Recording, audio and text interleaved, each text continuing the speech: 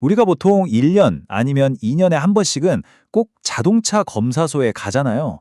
사실 대부분의 사람들한테는 그냥 뭐 통과해야 하는 절차 딱 그 정도일 거예요. 근데 검사대 저편에는요. 매일같이 수많은 차들의 안전을 책임지는 전문가가 한 명 서 있습니다. 오늘 자동차 검사 전문 기업이죠. 인스펙풀의 장 검사원님이 직접 쓴 일기장을 통해서 우리가 한 번도 들어본 적 없는 그 검사 현장의 진짜 목소리를 한번 들어보려고 합니다. 일기장의 첫 문장이 바로 이거예요. 뭐 거창한 사명감 이런 게 아니라 그냥 우리랑 똑같이 어제 늦게 자서 피곤한 한 사람의 아침인 거죠. 오히려 이런 솔직한 말이 우리를 이야기 속으로 확 끌어당기는 것 같아요. 그런데 바로 뒤에 이 문장이 딱 붙습니다. 여기서 이분의 프로의식이 확 느껴지죠? 아, 피곤한 건 피곤한 거고 내일은 내 책임이다 이거죠. 이런 굳건한 마음가짐이 있으니까 매일 그 고된 업무를 버텨내시는 거겠죠. 자, 그럼 이 전문가의 하루 실제로 어떨까요? 고객의 첫 차가 들어오기 훨씬 전부터요. 검사원에 보이지 않는 전쟁은 이미 시작되고 있습니다.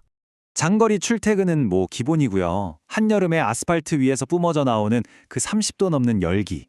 갑자기 막 쏟아져서 트랙을 미끄럽게 만드는 소나기. 검사원은 이런 날씨 변수를 그냥 온몸으로 다 받아내야 해요.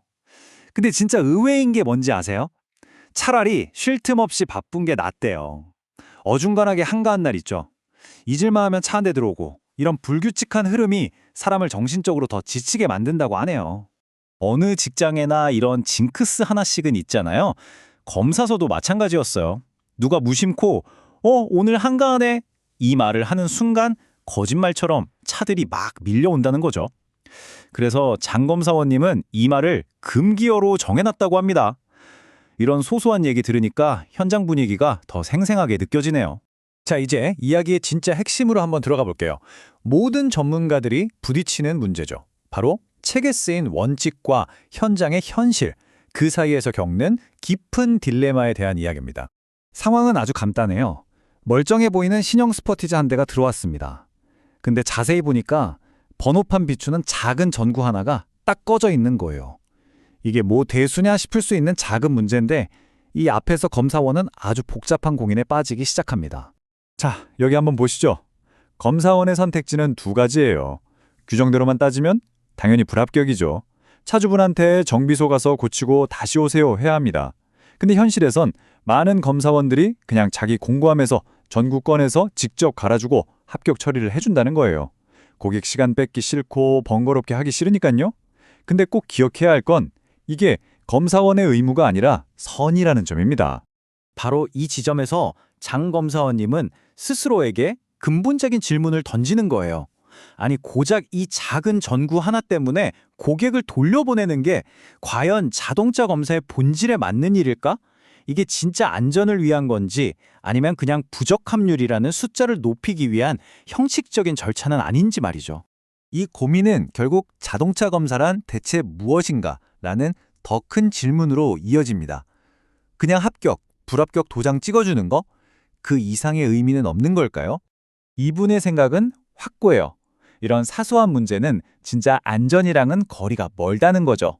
오히려 검사소 실적처럼 보이는 부적 합률 수치를 관리하기 위한 좀 행정 편의적인 거 아니냐 이렇게 비판하는 겁니다. 사실 생각해보면 그렇잖아요.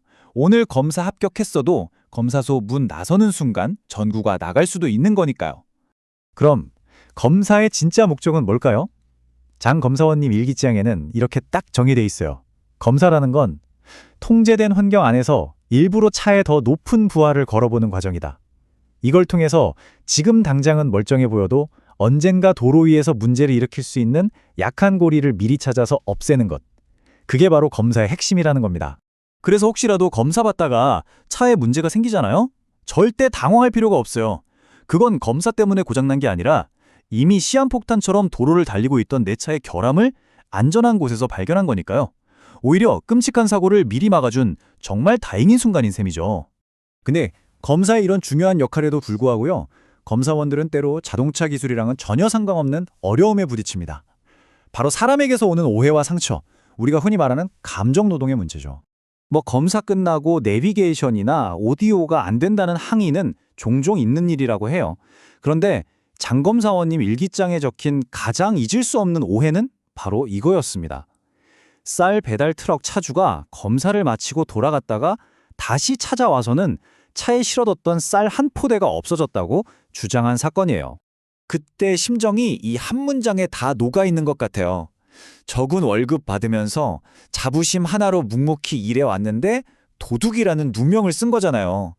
이건 그냥 오해를 넘어서 한 전문가의 자존심을 그냥 송두리째 무너뜨리는 깊은 상처였던 거죠. 그리고 이 충격적인 사건은 이분에게 전문가로 산다는 것의 의미가 뭔지, 또 돈으로는 절대 살 수 없는 가치가 뭔지 되돌아보게 하는 결정적인 계기가 됩니다. 그 쌀포대 사건이 있었던 곳이 말 그대로 극한의 업무 환경이었어요. 검사원 딱 5명이서 한 달에 1,800대 가까운 차를 검사했으니까요. 물리적으로 화장실을 갈 틈도 없을 정도로 정말 살인적인 스케줄이었던 거죠. 그런 상황에서 누가 남의 물건에 손을 댄다는 건 상상도 할 수 없는 일이었죠. 1년 뒤 회사에서 월 50만 원 월급을 올려줄 테니 남아달라고 제안을 합니다.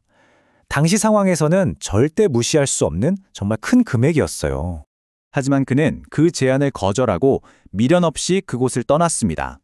돈보다 더 중요한 것, 그러니까 전문가로서 존중받으면서 일할 수 있는 환경, 그리고 내 직업에 대한 자부심, 이걸 지키기 위한 선택이었던 거죠. 오늘 우리는 한 검사원의 일기를 통해서 자동차 검사라는 익숙한 과정 뒤에 숨겨진 깊은 철학과 고뇌를 엿봤습니다. 이 이야기는 마지막으로 우리에게 이렇게 묻고 있습니다. 지금 당신의 차를 검사하는 사람은 과연 누구일까요? 그는 단순한 기술자가 아닙니다. 보이지 않는 곳에서 자신의 신념과 원칙을 지키면서 당신의 안전을 위해 헌신하는 한 명의 전문가입니다.